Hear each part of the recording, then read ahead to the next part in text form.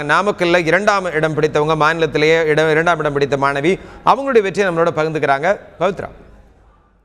என் பேர் பவித்ரா. நான் 498 எடுத்திருக்கேன். இதுக்கெல்லாம் காரணம் இங்கே இந்த ஸ்கூல் எஜுகேஷன் இன்ஸ்டிடியூஷன்ஸ் தான். இங்கே இருக்க டேரக்டர்ஸ் அண்ட் டீச்சர்ஸ் எல்லாருமே என்கரேஜ் பண்ணாங்க. என் ஃப்ரெண்ட்ஸ், என் ரிலேட்டிவ்ஸ் எல்லாருமே ரொம்ப என்கரேஜ் பண்ணாங்க. அதனால் இந்த மார்க் வாங்கினேன். நான் அடுத்து பயோமேக்ஸ் எடுத்து மெடிசன் பண்ணலான்னு இருக்கேன்.